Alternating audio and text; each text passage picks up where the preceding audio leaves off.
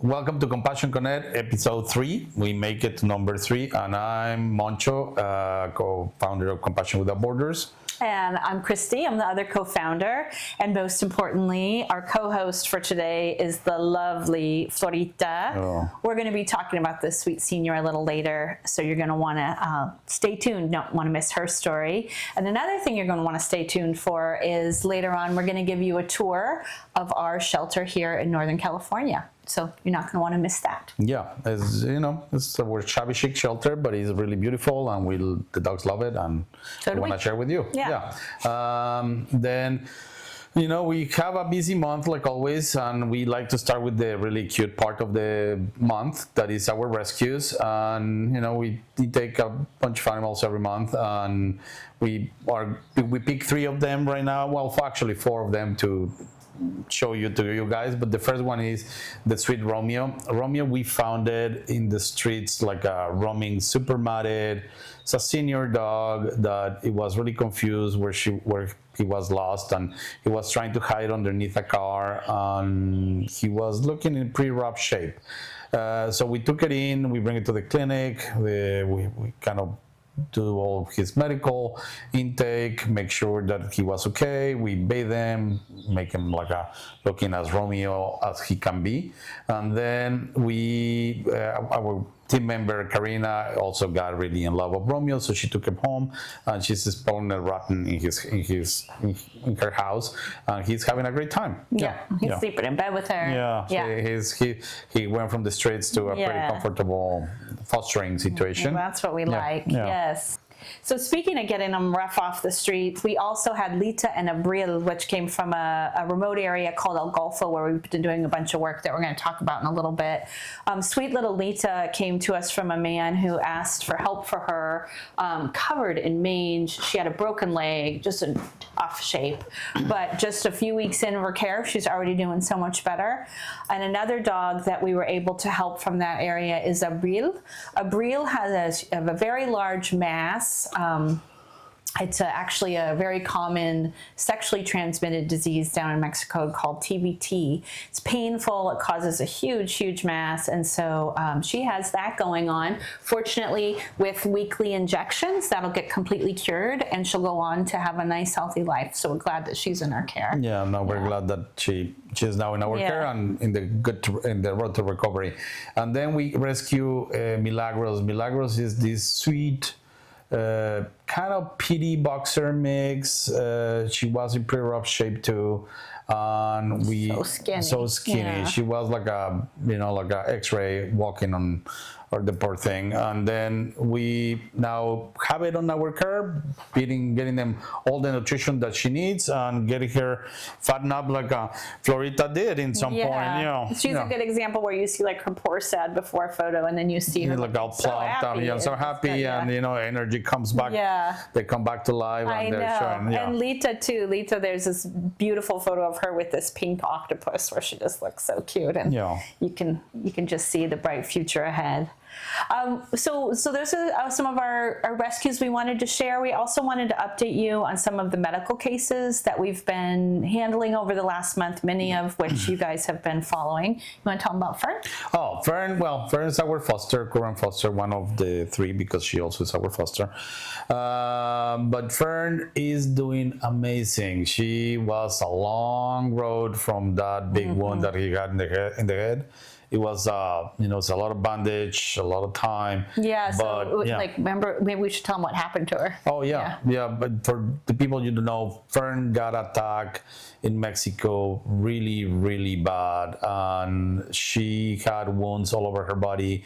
The main problem was on top of her head. Well, she had a trachea wound that also took a while to heal, but the head of the poor Fern was take apart, like it was the entire part of the top of her skull didn't have no skin, and she And it does now. And it does now. And she was a trooper the entire treatment. She would just wag her tail and just enjoy, her new second chance in life, because it's a miracle that she's alive. And we are so proud to be her foster parents for the time being, because she is great. And she's today's the first day that she's been made available. So somebody's going to get really lucky. Somebody wants to be really lucky. Fern is a 10 out of 10. Fern's your girl. Yeah. And speaking of beautiful, resilient animals, we also got in Ned. Ned was a really bad mange case that we took in from the Central Valley. We often help with medical cases from other shelters.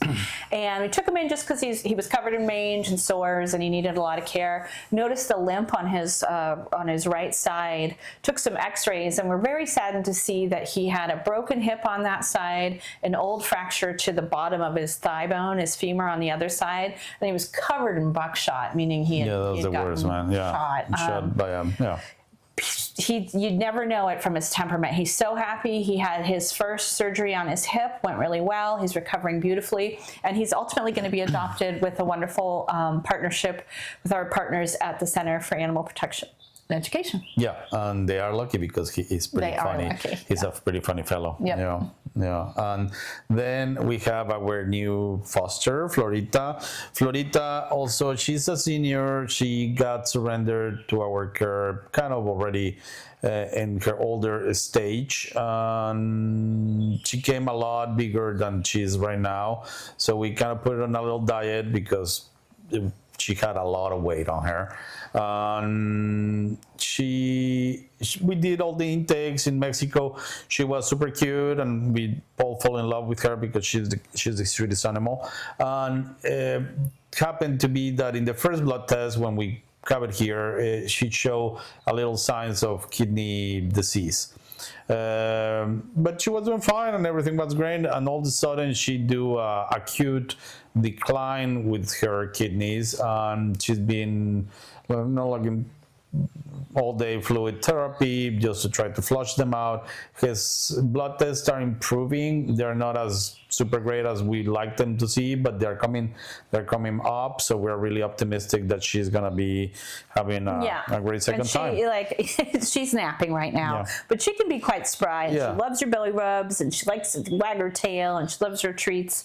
And I think that she's a good example of a dog that, really had a hard go of it and had kind of been abandoned and forgotten about and didn't mean anything to anyone. But as soon as she came into our care, she meant everything to us, and we're doing everything we can to get her feeling better. And she's got quite a fan club here. Yeah, she does. She does. Yeah. So, and she's one of our 3 medical fosters. We also still have our handsome Redford, who's also doing great. Yeah, he has next week his jaw surgery, I think so. Yeah. He's doing great. Yeah. He's the happiest dog.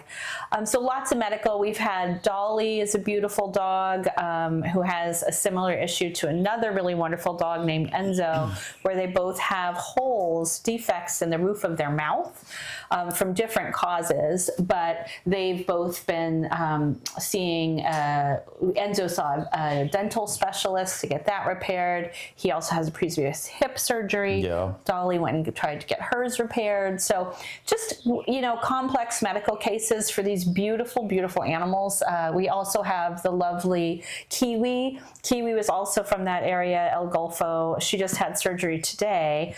We noticed she had a funny way that she walked, and she had 2 old hip fractures. So these animals have endured so much.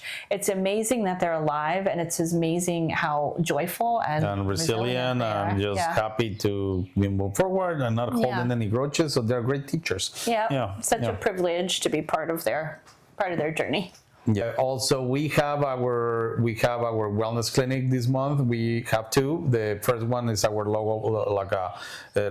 local clinic we do, and we were able to see 95 clients that day.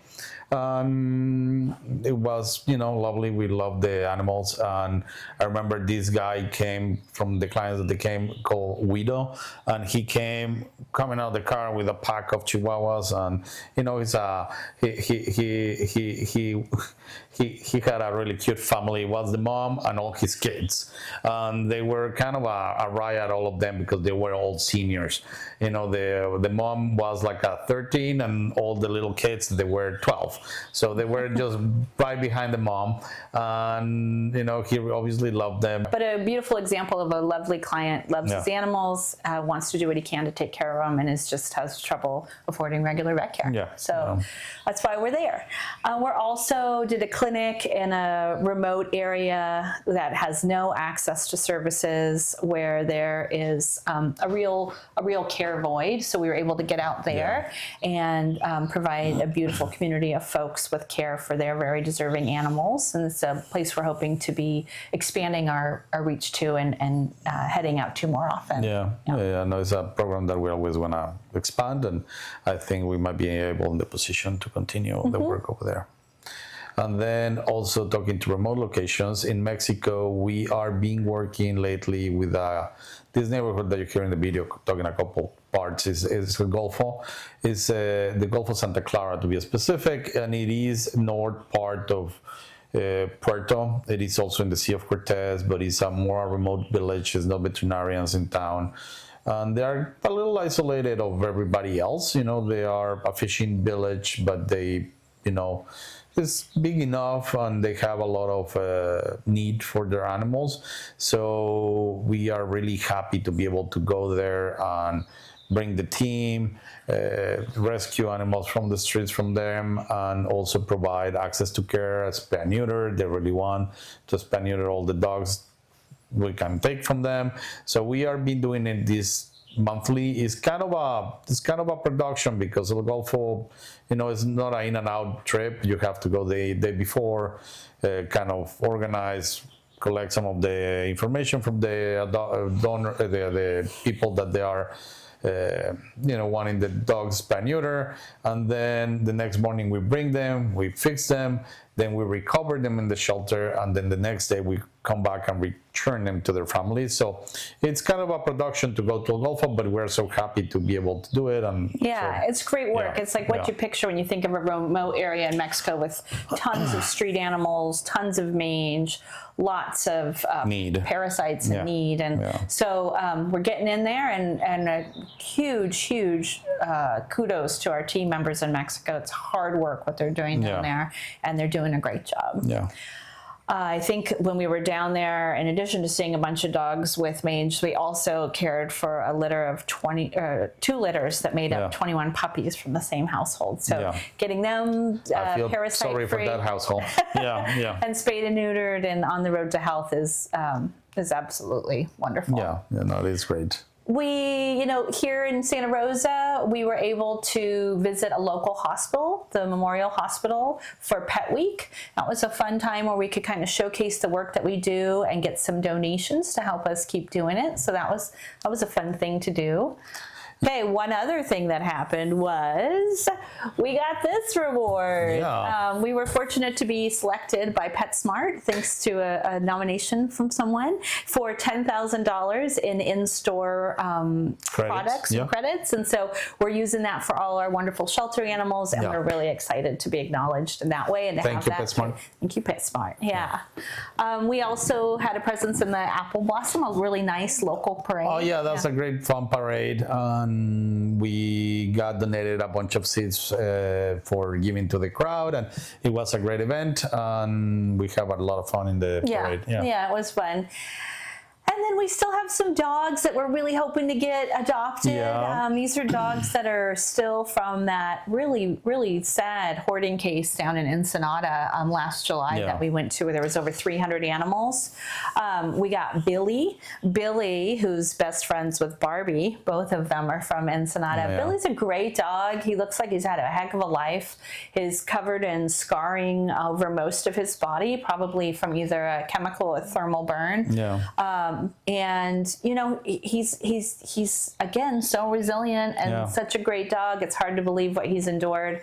That's what happened to him at some point, and then he ended up in that hoarding case. And yet still, he's just a great guy, and we really want to find him a home. So maybe his home's out there somewhere. Billy's for you, and his best friend Barbie's also a real. You can take 2 for the price of 1. Yeah. That's right.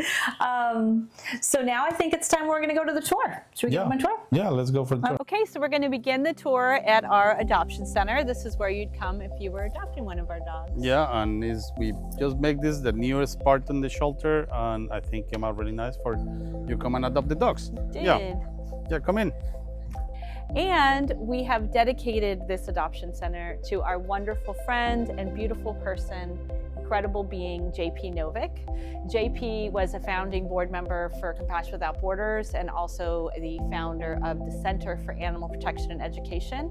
And it was through a partnership with that organization, CAPE, that we were able to get Matopia and to launch this entire shelter. So, dedicated to JP.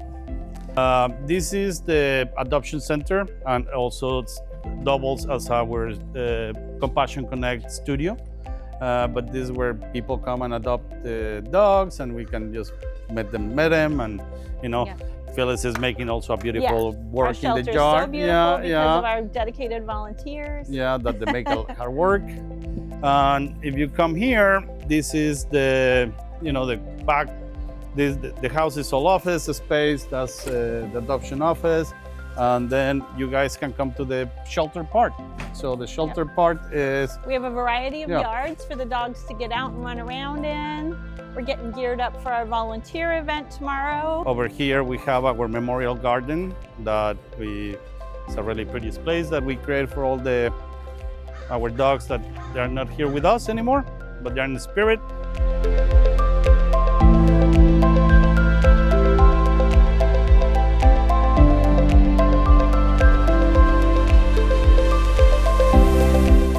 There is the rescue van, and there's our mobile unit for the clinics that we bring to service the community. Here we are. We're going to enter the main shelter here, and let's see what we find. Okay, so this is our office space. Hi, we always have cute dogs in here. It's pretty much mandatory. So we have office space. We got our U.S. Operations Director here, Sharon. We got Casey from B&T. She's doing some kind of crafting project. We have the B&T office, Behavior and Training office over there. And then here's where you can see the shabby chic that Moncho mentioned. Well, if you didn't see it outside, now you're going to see the shabby chic that I mentioned. Yeah. So the facility was way back when a chicken barn, then it got converted to a for-profit kennel, and then we turned it into a shelter. Yeah. So you can start to feel that vibe right now.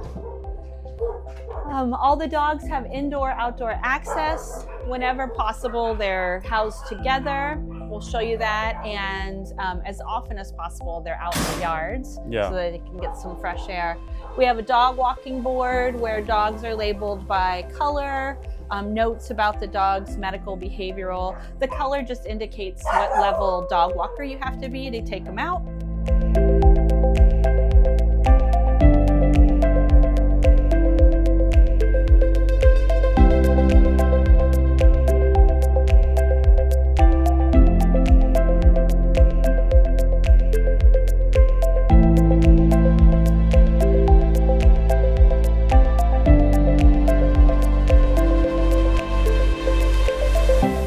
So the best part of our shelter is these big fields we have for the animals to go play.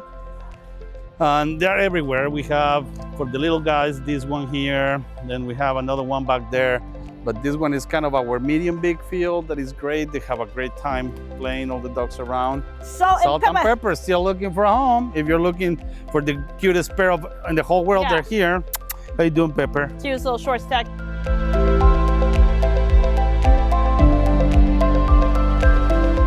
So this is our surgical suite, and we just did a couple surgeries. Yeah. So this is beautiful Enzo. He's the dog we were talking to you about. He had both a broken hip and the hole in the roof of his mouth. And this is darling Kiwi, the girl with the 2 broken hips. No. This is where I do surgery.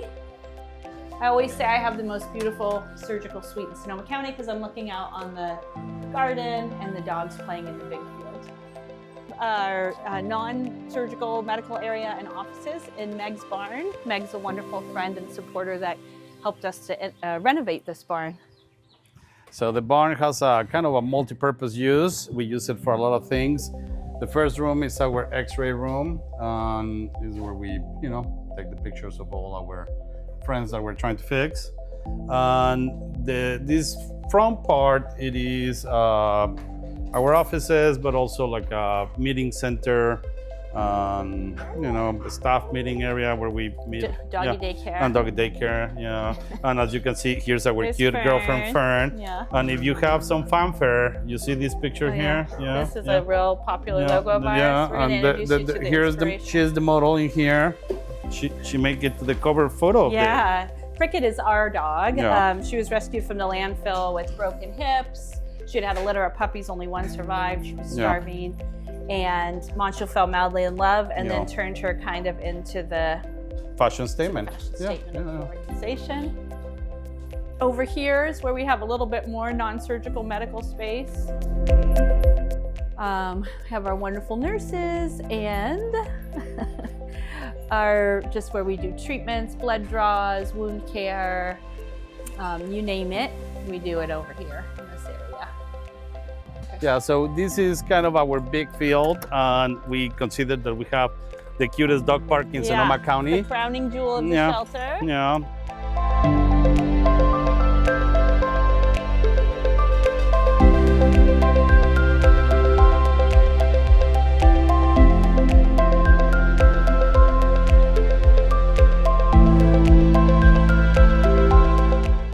Yeah, I think so. Well, thank you for joining Compassion Connect. Next video is Mexico shelter. We can give you a walkthrough to the Mexico facility. Yeah. Good memory. Yeah, look at me. Thank you. Bye-bye.